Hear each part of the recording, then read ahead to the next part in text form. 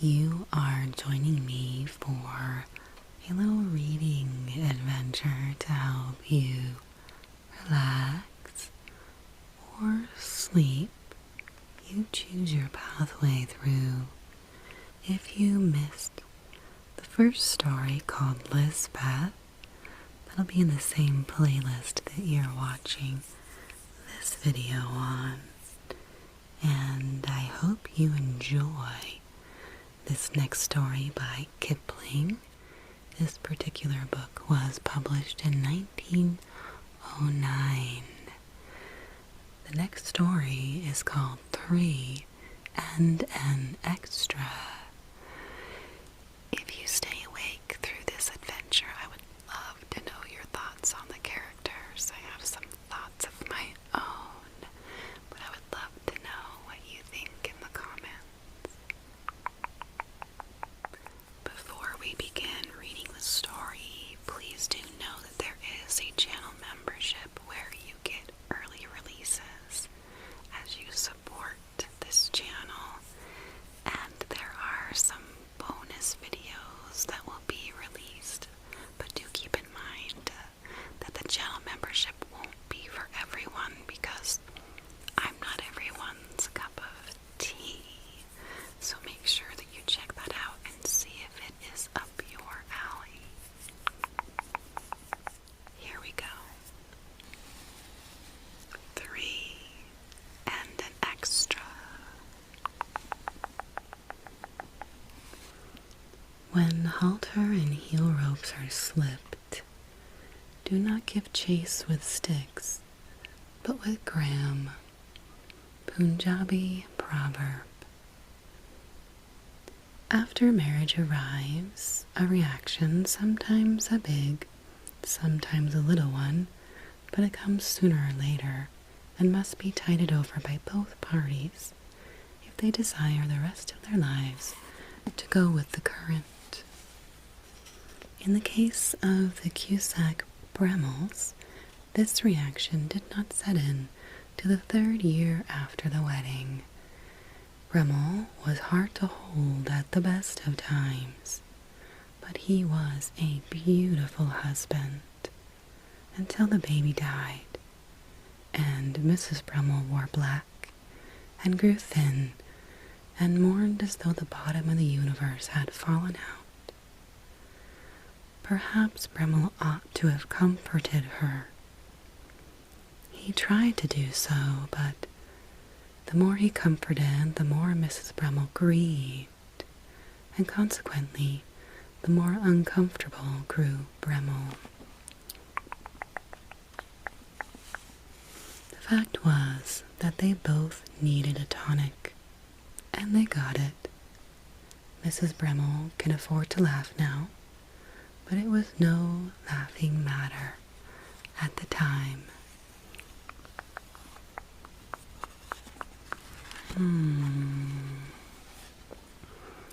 Mrs. Husby appeared on the horizon, and where she existed was fair chance of trouble.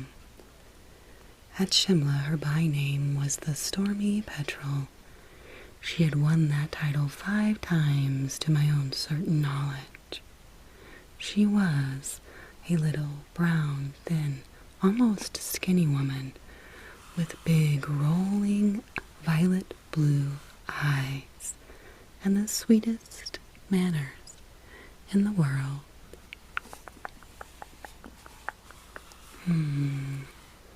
You had only to mention her name at afternoon teas for every woman in the room to rise up and call her not blessed. She was clever, witty, brilliant, and sparkling beyond most of her kind, but possessed of many devils of malice and mischievousness. She could be nice, though, even to her own sex, but that's another story. Bremmel went off at score after the baby's death and the general discomfort that followed, and Mrs. Husby annexed him. She took no pleasure in hiding her captives. She annexed him publicly and saw that the public saw it.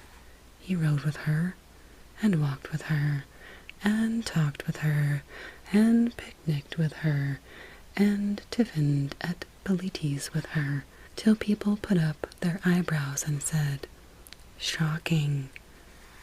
Mrs. Bremmel stayed at home, turning over the dead baby's frocks, crying into the empty cradle.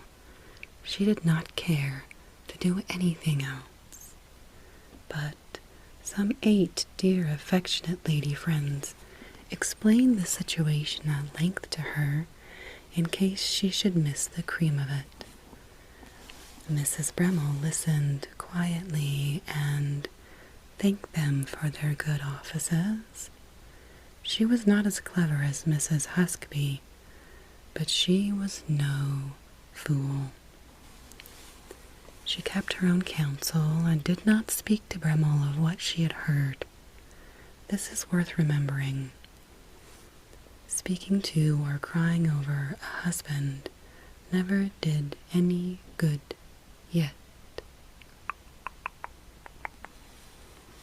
When Bremmel was at home, which was not often, he was more affectionate than usual, and that showed his hand.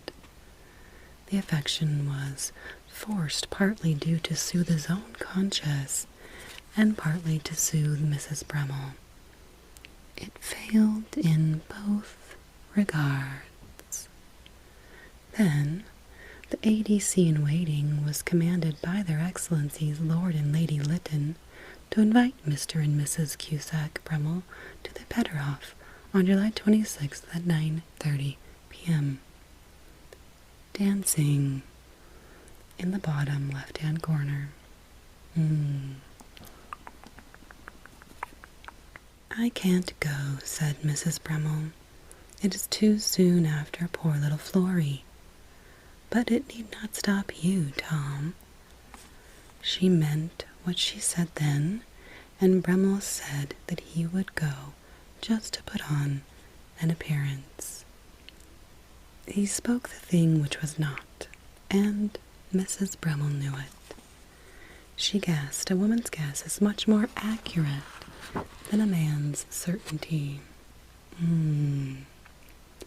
That he had meant to go from the first, and with Mrs. Huskby.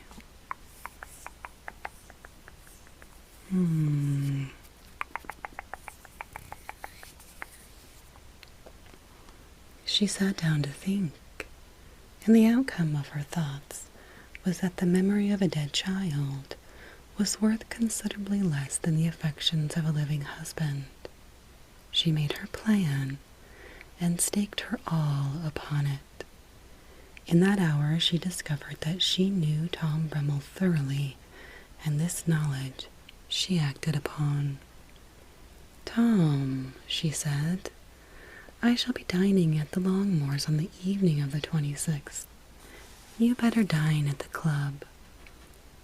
This saved Bremmel from making an excuse to get away and dine with Mrs. Huskby, so he was grateful, and felt small and mean at the same time, which was wholesome. Bremmel left the house at 5 for a ride. About 5:30 in the evening, a large leather-covered basket came in from Phelps for Mrs. Bremmel. She was a woman who knew how to dress, and she had not spent a week on designing that dress and having it cored and hemmed and herringboned and tucked and rucked, or whatever the terms are, for nothing. It was a gorgeous dress. Slight mourning. I can't describe it, but it was what the Queen calls a creation, a thing that hit you straight between the eyes and made you gasp.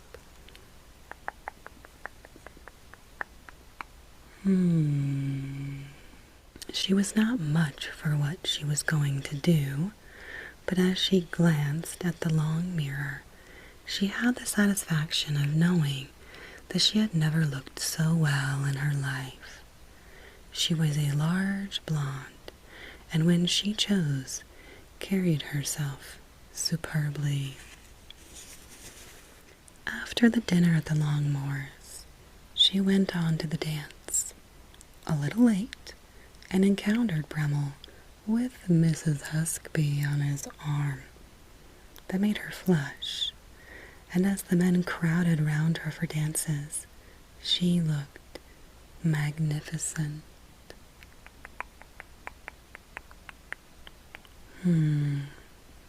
She filled up all her dances except 3, and those she left blank. Mrs. Huskby caught her eye once, and she knew it was war. Real war between them. She started handicapped in the struggle, for she had ordered Bremmel about just the least little bit in the world too much, and he was beginning to resent it. Moreover, he had never seen his wife look so lovely. He stared at her from doorways and glared at her from passages as she went about with her partners. And the more he stared, the more taken was he. He could scarcely believe that this was the woman with the red eyes and the black stuff gown who used to weep over the eggs at breakfast. Mrs. Huskby did her best to hold him in play, but after 2 dances, he crossed over to his wife and asked for a dance. I'm afraid you've come too late, Mr. Bremmel, she said with her eyes twinkling. Then he begged her to give him a dance, and as a great favor, she allowed him the 5th waltz. Luckily, 5 stood vacant on his program. They danced together, and there was a little flutter around the room. Bremmel had a sort of notion that his wife could dance, but he never knew she danced so divinely. At the end of that waltz, he asked for another, as a favor, not a right, and Mrs. Bremmel said, "Show me your program, dear." He showed it as a naughty little schoolboy hands up contraband sweets to his master. There was a fair sprinkling of H on it. Besides H at the supper, Mrs. Bremmel said nothing, but she smiled contemptuously, ran her pencil through 7 and 9, and 2 H's, and returned the card with her own name written above, a pet name that only she and her husband used. Then she shook her finger at him and said laughingly, "Oh, you silly, silly boy."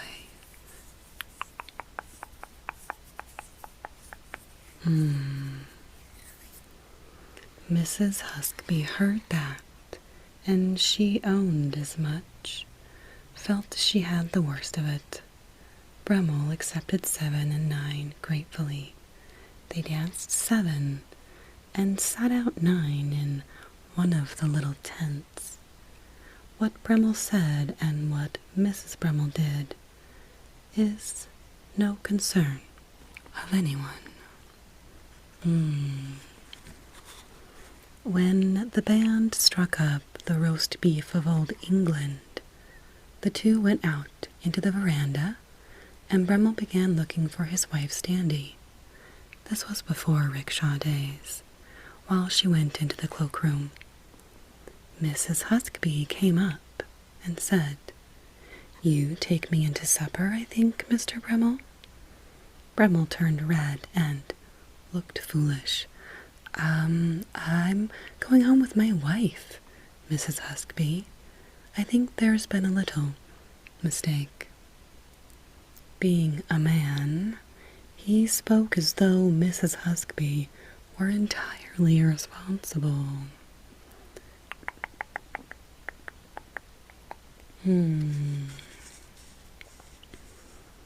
Mrs. Bremmel came out of the cloakroom in a swansdown cloak with a white cloud around her head. She looked radiant, and she had a right to. The couple went off into the darkness together, Brummel riding very close to the dandy. Then, said Mrs. Huskby to me, she looked a trifle faded and jaded in the lamplight. Take my word for it, the silliest woman can manage a clever man, but it needs a very clever woman to manage a fool. Then we went in to supper. Thanks for joining me today. I really would love to know what your thoughts are of the characters in the comments. Unless you're already asleep, then I hope you enjoy your night. You are a beautiful human. I will see you next time. Bye.